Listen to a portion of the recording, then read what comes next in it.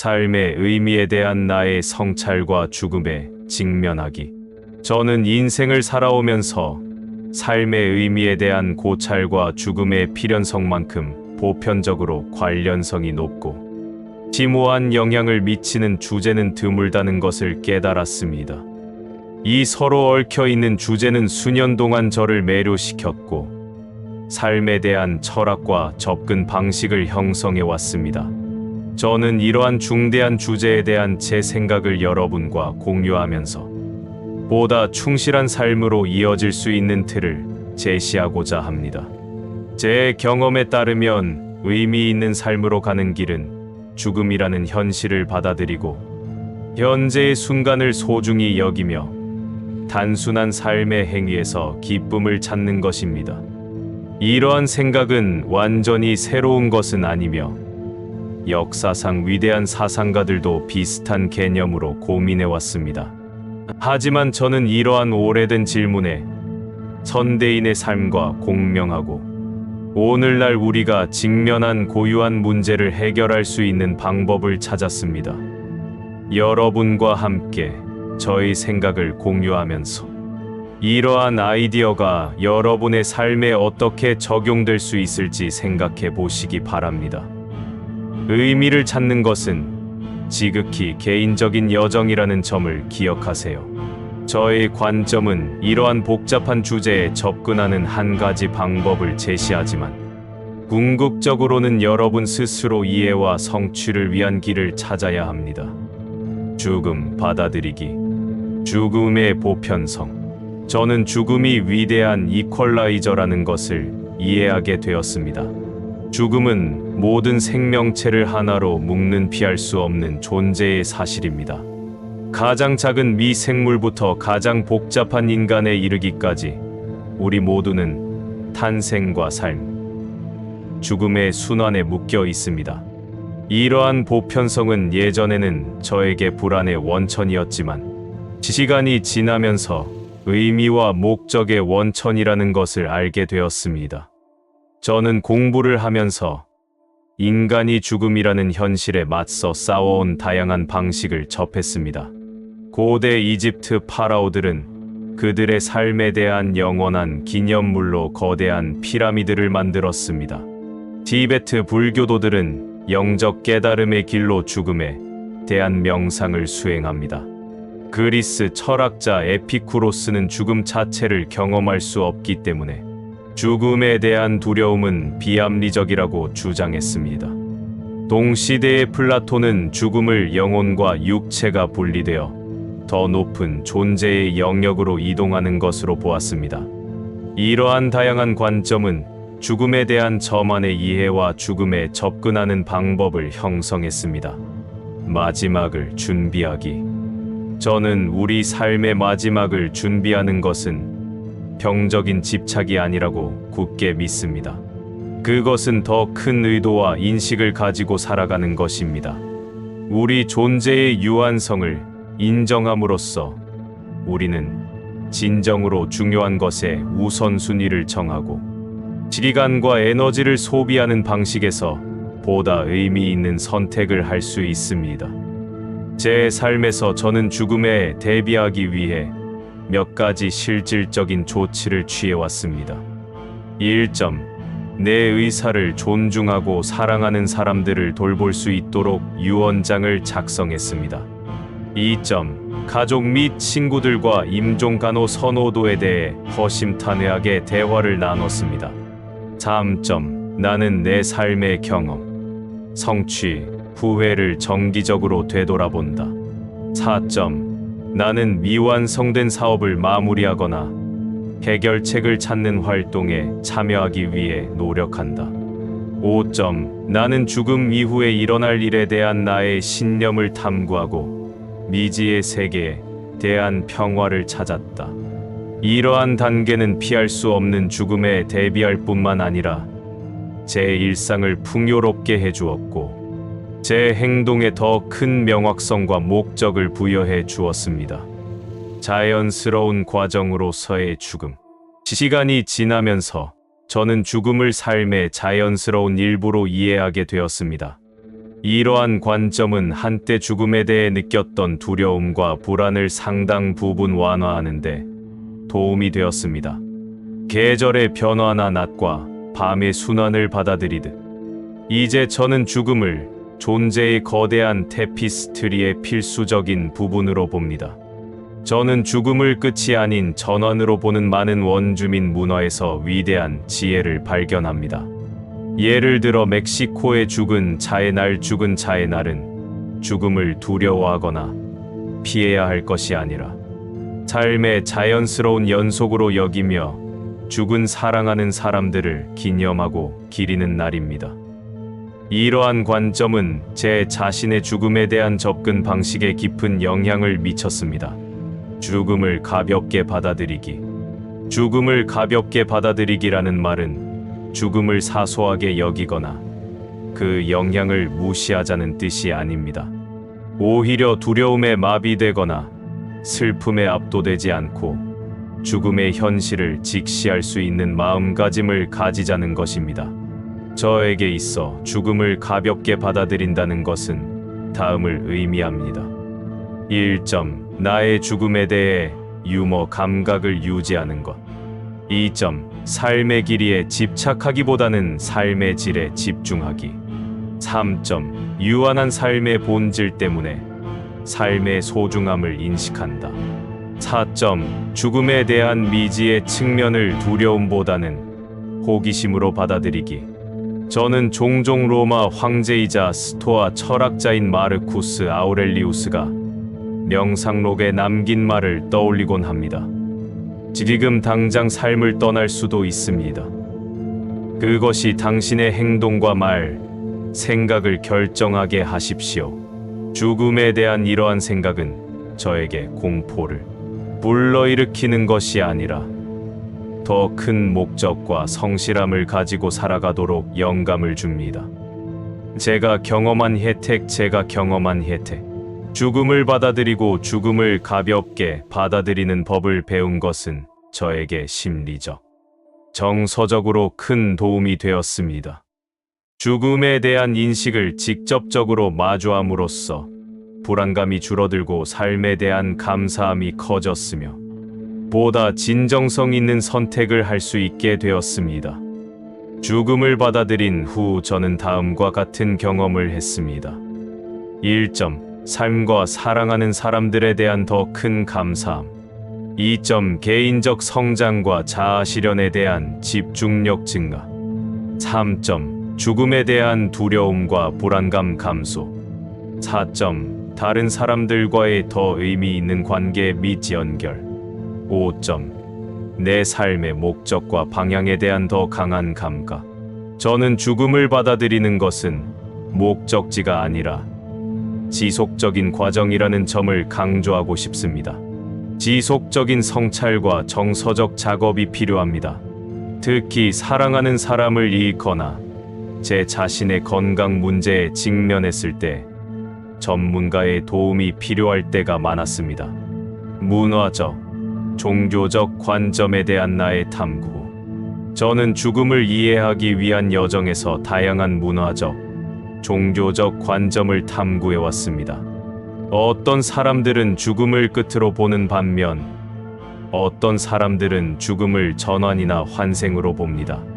이러한 탐구는 제 이해를 풍부하게 하고 죽음에 대한 보다 미묘한 접근 방식을 개발하는 데 도움이 되었습니다. 예를 들어 저는 특히 다음에 영향을 받았습니다. 1. 무상함을 강조하는 불교의 가르침과 마음 챙김과 분별력을 기르는 방법으로서의 죽음 명상에 대한 가르침. 2. 죽음을 윤회 삼사라의 일부로 보고 궁극적인 목표는 이 윤회로부터의 해탈목샤이라는 힌두교적 죽음 개념. 3. 죽음을 조상의 영역으로의 전환으로 간주하고 의식과 의식을 통해 고인과의 관계를 유지하는 원주민 문화. 4. 단 한 번의 삶을 최대한 활용하고 미래 세대를 위해 긍정적인 유산을 남기는 것을 강조하는 세속적 인본주의 관점.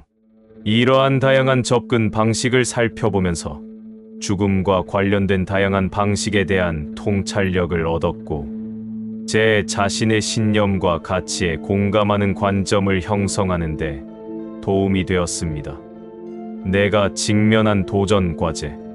저는 죽음을 받아들이고 가볍게 받아들이는 것을 옹호하지만, 이러한 접근 방식이 항상 쉬운 것은 아니며, 모든 상황에 있는 모든 사람에게 적합하지 않을 수 있다는 점을 인정해야 합니다. 저도 제 여정에서 몇 가지 도전에 직면했습니다. 1점, 슬픔과 상실감. 극심한 슬픔을 경험했을 때 죽음을 가볍게 생각한다는 것은 불가능하고 심지어 불쾌하게 느껴졌습니다.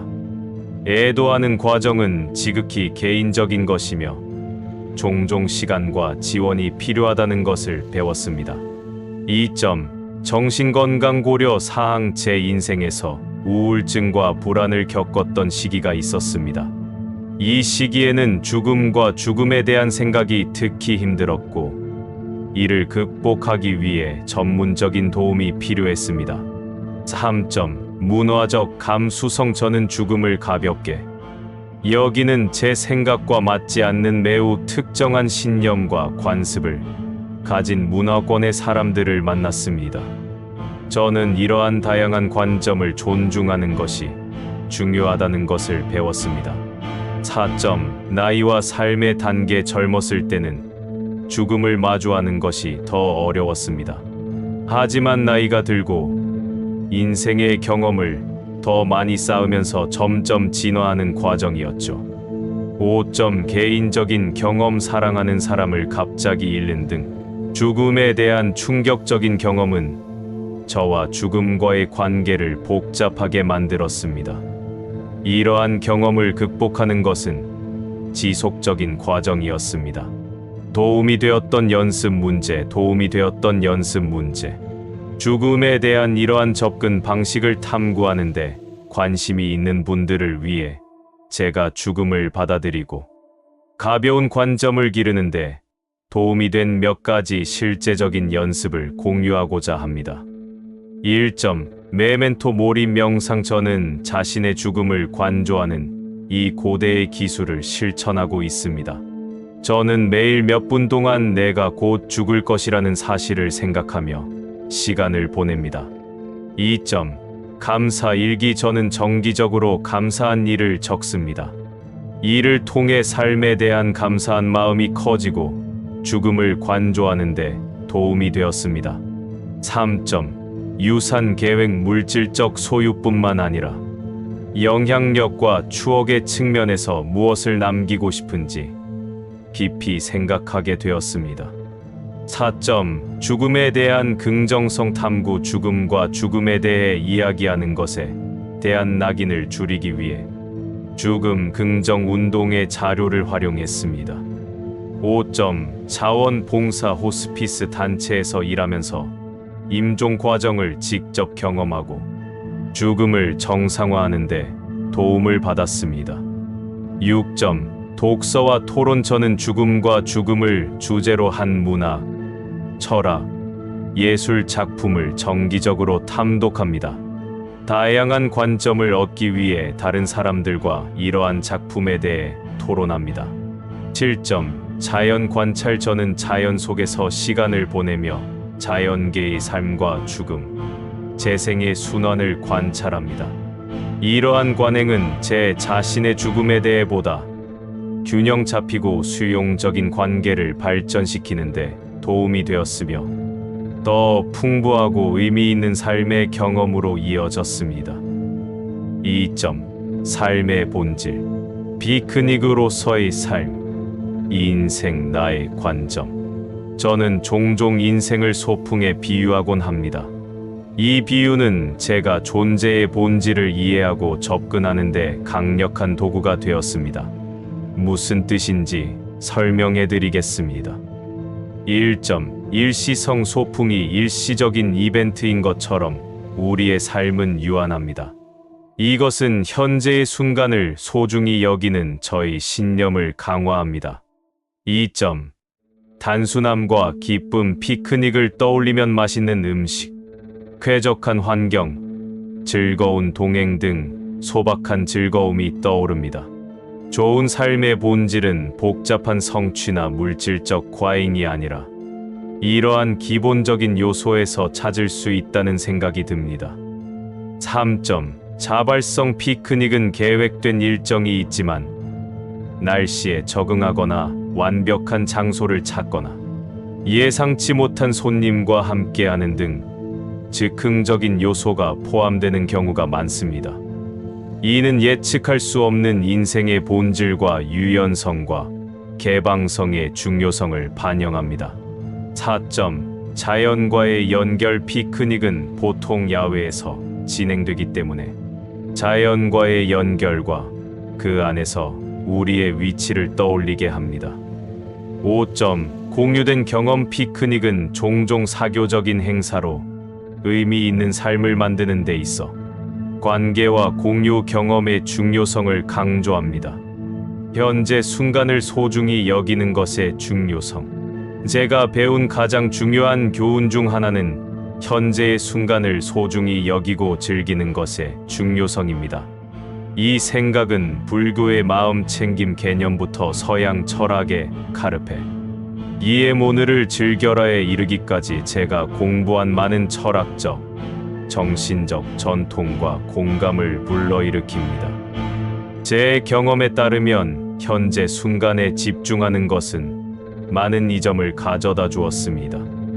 1점. 불안감 감소. 현재에 집중하면 미래에 대한 걱정이나 과거에 대한 후회가 줄어드는 것을 느낍니다. 2점. 행복감 증가. 현재에 더 집중할 때 더 행복하고 삶에 더 만족감을 느끼는 경향이 있다는 것을 알게 되었습니다. 3점. 관계 개선. 다른 사람과의 상호작용에서 온전히 현재에 집중하니 제 삶에서 더 깊고 의미 있는 관계로 이어졌습니다. 4점. 창의력 향상. 현재에 집중하면 창의적인 사고와 문제 해결 능력이 향상된다는 것을 알게 되었습니다. 5점. 스트레스 관리 개선. 현재 순간 인식을 강조하는 마음 챙김을 실천하는 스트레스 수준이 크게 줄고 전반적인 웰빙이 향상되었습니다. 현재 순간에 대한 인식을 키우기 위해 정기적으로 연습합니다. 1점. 마음 챙김 명상. 마음 챙김 명상은 제 마음을 더 현재에 집중하도록 훈련시켰습니다. 2점. 감각 집중. 저는 종종 주변 환경의 신체 감각, 소리, 광경에 주의를 기울입니다. 3점. 마음 챙김 식사. 음식의 맛, 질감, 감각을 천천히 음미하고 충분히 경험하려고 노력합니다.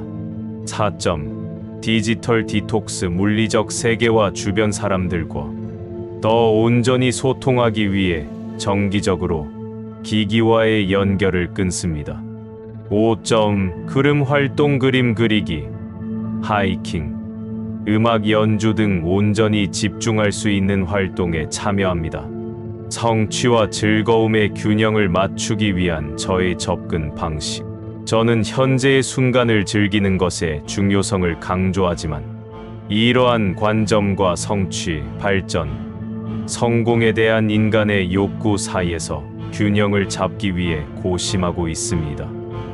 현대 생활의 도전. 빠르게 변화하는 오늘날의 성취 지향적인 사회에서 저는 커리어, 인간관계, 자기개발 등 모든 분야에서 성공을 위해 끊임없이 노력해야 한다는 엄청난 압박감을 느꼈습니다.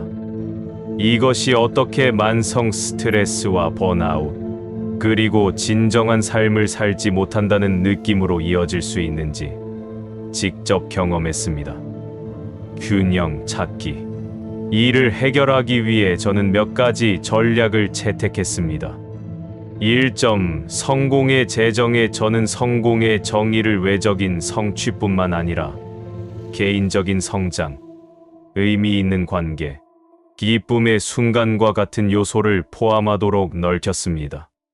2점. 신중한 목표 설정. 목표를 추구할 때 최종 결과뿐만 아니라 그 과정에서 배울 수 있는 점과 과정에 집중합니다. 3점. 감사 연습하기. 저는 정기적으로 이미 가지고 있는 것을 인정하고 감사함으로써 항상 더 많은 것을 위해 노력하려는 경향을 상쇄하는 데 도움이 됩니다. 4점. 휴식 시간 예약하기. 저는 휴식, 놀이, 즐거움을 위한 시간을 의도적으로 계획하고 이를 생산적인 업무 시간만큼이나 중요하게 여깁니다.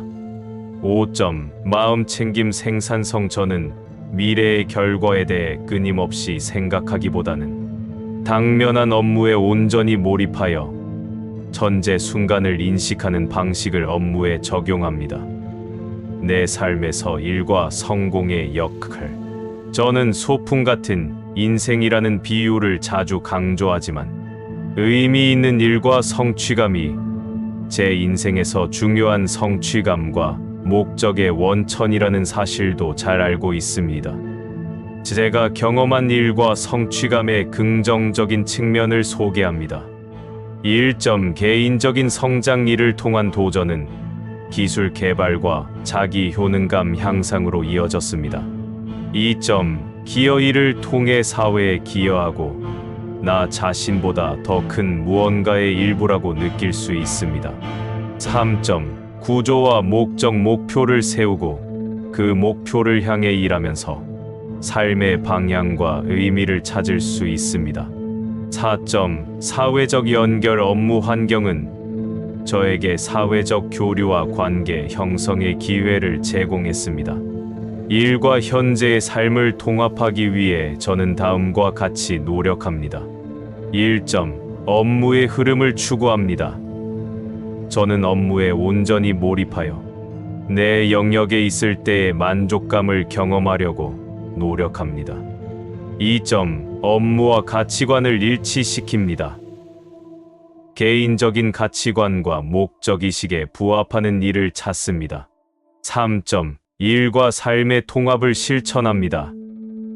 일과 여가를 엄격하게 분리하는 대신 일에는 마음 챙김과 즐거움을, 여가에는 목적을 가져올 수 있는 방법을 찾습니다.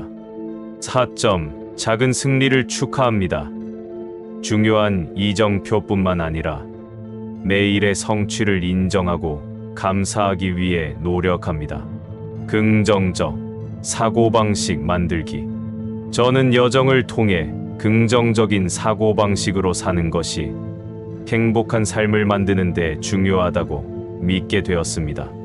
하지만 저는 제 경험과 심리학에서 접한 연구를 바탕으로 미묘한 뉘앙스와 현실감을 가지고 이 아이디어에 접근합니다.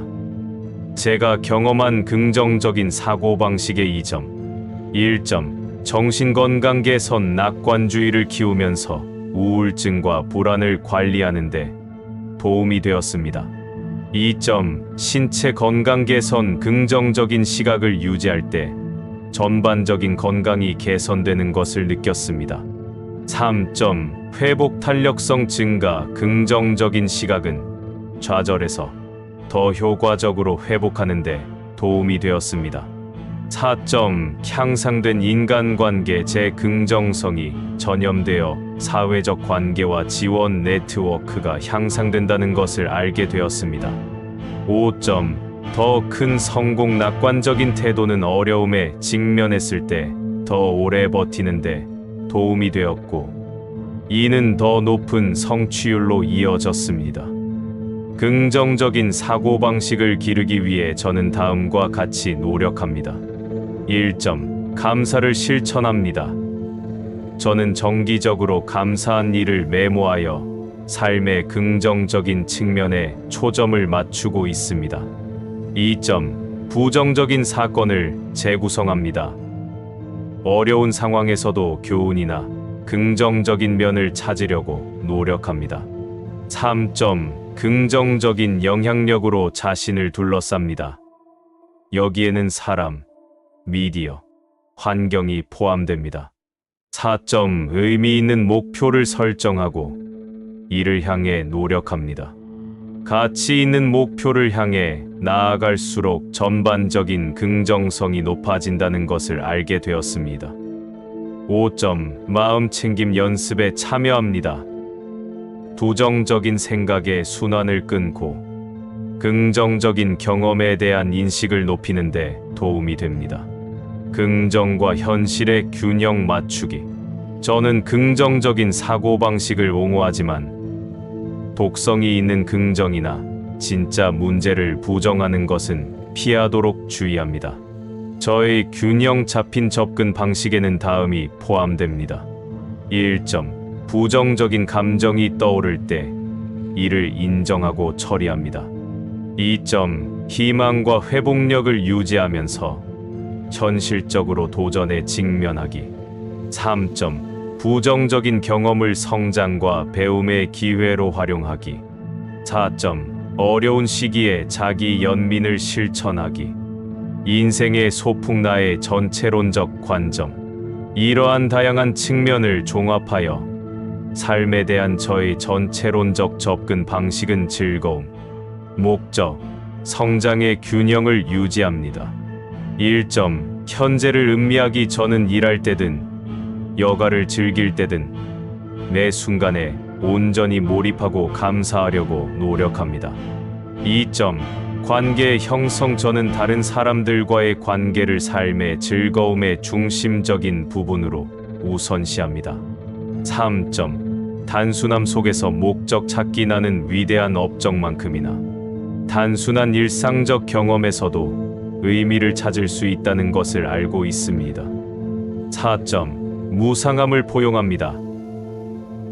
인생의 유한성에 대한 인식을 두려움보다는 온전히 살아가기 위한 동기로 삼습니다.